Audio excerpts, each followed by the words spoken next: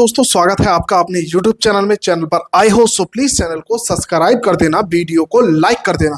देखो दोस्तों, बहुत सारे लोगों को पता है कि हम जब खाना खाते हैं या गड़बड़ सड़बड़ खा लेते हैं तभी हमारे पेट में दिक्कत होती है और डाइजेशन गड़बड़ हो जाता है, या फिर बहुत सारी ऐसी चीजें हमें जो बताई जाती हैं कि क्या है और क्या नहीं है। मगर यहाँ पर कहीं ना कहीं कुछ ऐसे विटामिन हैं जिनकी वजह से आपका डाइजेशन खराब होता है।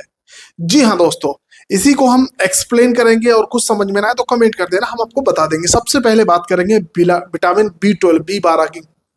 इसका काम आपको सबको पता है, नसों में अच्छा काम है, ब्लड सेल्स को जरूरी न्यूट्रिशन और वगैरह मतलब सर्कुलेशन के लिए काम आता है। ठीक है, इसका कनेक्शन भाई साहब डाइजेस्टिव सिस्टम से बहुत बड़ा है, सबको पता है। अगर आप, एक बात और मैं बता दूं, अगर आप लगातार गैस के कैप्सूल खाते हैं तो विटामिन B12 की कमी हो जाती है, जिससे कि अंदर जो एसिड बनता है वह कम बनने लगता है और कभी कभी समाप्त भी हो जाता है। बहुत सालों तक अगर आप ये कैप्सूल खाएंगे तो आपको बहुत सारी दिक्कतों का सामना करना पड़ सकता है।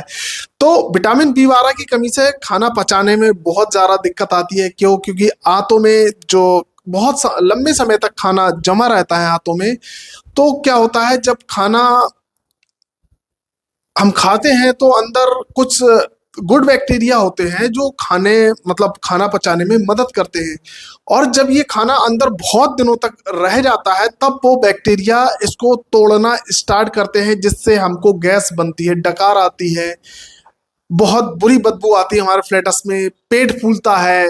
ये सारी चीजें होती हैं क्योंकि विटामिन B12 डाइजेशन में बहुत सहायता करता है, आपको सबको पता है।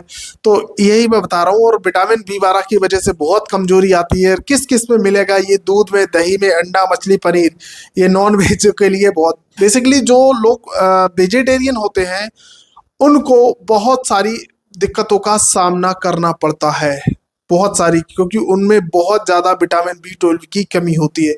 और आप सोच रहे होंगे विटामिन D आपको पता है हड्डियों के लिए काम करता है, तो विटामिन D की कमी हर तीसरे व्यक्ति में है, तो उसका एक कनेक्शन पेट की गैस से भी है, गट हेल्थ से भी होता है, आपको नहीं पता हुआ। तो जैसा कि मैंने बताया, जो गुड बैक्टीरिया होते हैं तो हमारी आंत में, तो अगर जब विटामिन D की कमी होती है तो इनका बैलेंस बिगड़ जाता है, तब हमारा पेट भारीपन हो जाता है और गैस बनने लगती है और गुड बैक्टीरिया खत्म होने लगते हैं। तो ये सारी चीजें, गैस, कब्ज और खट्टी डकार, पेट का फूलना, ये सारी चीजें हो जाती हैं, इंडाइजेशन जिसको हम बोलते हैं। तो जैसे मैग्नीशियम हो गया। अब मैग्नीशियम सबको पता है मसल को स्ट्रेंथ देता है और मसल को सही तरीके से काम करने में मदद करता है जो मैग्नीशियम होता है। तो हमारे इंटेस्टाइन में भी भाई साहब मसल्स होती हैं, तो जब हमारी मसल्स अच्छे से काम नहीं करेंगी तो कोई भी वेस्ट मतलब जो बेकार का खाना या जो होगा आगे पेरिस्टाल्टिक मूवमेंट के द्वारा जब ये खाना आगे पहुंचाया जाता है कोलन तक, तो वो मसल सही से काम नहीं करेंगे और वो खाना वहीं पर पड़ा रहेगा, तो वो सड़ने लगेगा। और ये इससे भी बहुत सारी दिक्कतें आपको होंगी। विटामिन B12 आपको विटामिन B1 से भी आपको खाने में बहुत ज़्यादा खाने के बाद जो एनर्जी मिलती है वो विटामिन B1 का ही रोल होता है। तो ये सारे तो विटामिन्स की कमी की वजह से इंडाइजेशन, फ्लेटस वगैरह आपके जो भी दिक्कत है वो है। मगर अब जो मेन वजह है वो हमारा रूटीन खान पान है। आप क्या खा रहे हो, आप कैसे खा रहे हो, ये बहुत सारी इन चीज़ों पर डिपेंड करता है। आप शाम को बहुत ज़्यादा हैवी फूड खा रहे हो तो नहीं खाना चाहिए, या बहुत ज़्यादा वाइन का इस्तेमाल कर रहे हो, नहीं करना चाहिए। बहुत ज़्यादा ऑयली फूड खा रहे हो, नहीं खाना चाहिए। बेसिकली शाम को और खाना है तो थोड़ा खाओ, नहीं तो बहुत सारी दिक्कतें होंगी आपको। ना तो डाइजेशन सही होगा, विटामिन B12 की कमी हो जाएगी, और ना एब्जॉर्प्शन ठीक होगा। इंटेस्टाइन में जो भी हमारे मिनरल्स की कमी होती है, इंटेस्टाइन एब्जॉर्ब करती है, ना तो वो हो पाएगा।